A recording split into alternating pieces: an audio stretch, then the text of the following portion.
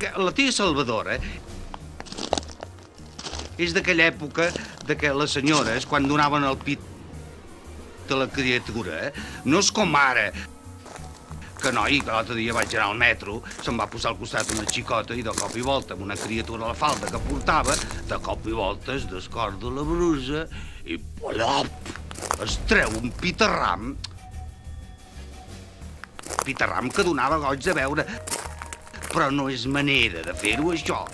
Jo no ho sé, jo recordo el temps que devia ser de la tia Salvadora i després també, que abans les dones es posaven un mocadoret davant del pit. I per sota, a poc, per sota el mocador, anaven traient només el pitorro, diguem, oi? I esclar, la criatura llavors s'hi agafava, però no es veia res. Només es veia pitorro. Una mica de pitorro. Ara no. Ara és un destape. Total. La criatura aquella del metro, al veure allò, s'hi va aferrar de seguida. Una criatura que no era tan criatura,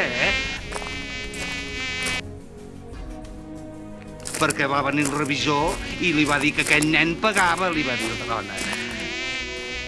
Bé, tornant a la tia Salvadora i a la sinceritat, ella és molt bona dona, però no sincera, es passa tot el dia...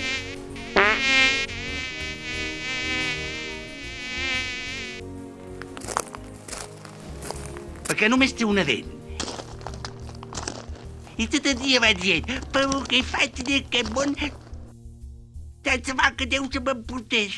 Ai, sí. Els vells fem nos a les cases. Ai, sí, una bona mort em fiqués al llit i no em despertés mai més. Però vinga a jalar, la tia Salvadora. Doncs no sincera. Perquè si et vols morir, dona facilitats. En canvi, ella no. Ella només fa que menjar.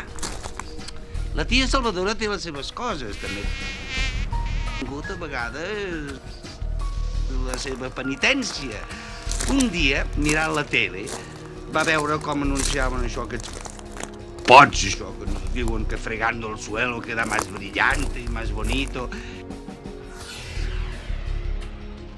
I va començar a comprar pots com una boja, la tia Salvadora.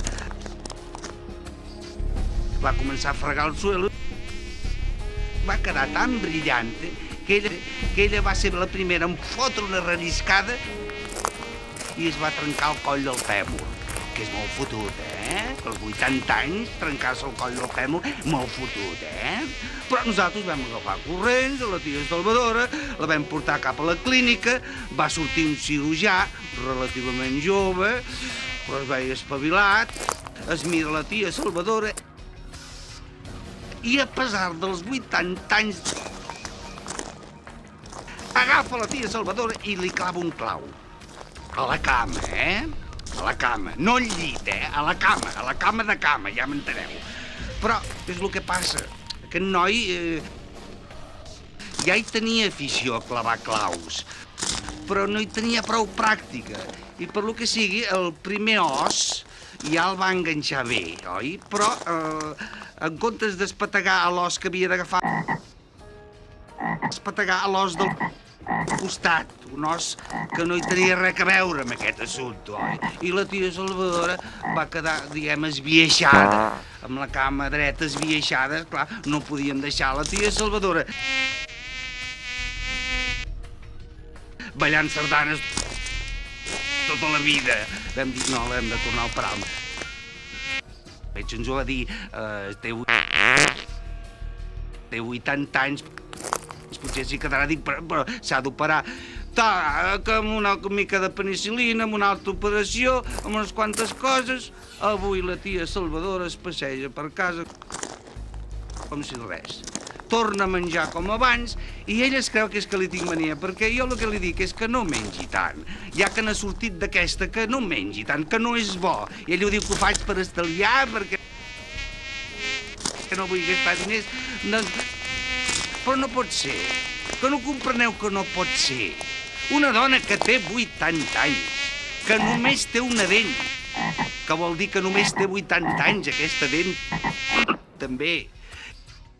Que li ha treballat tota la vida desinteressadament, aquesta dent. Doncs jubila-la, aquesta dent. I ha treballat prou, aquesta dent. Doncs no, ella tot el dia, noi. Amb aquella dent que em fa la feina. Allò és un túrmix.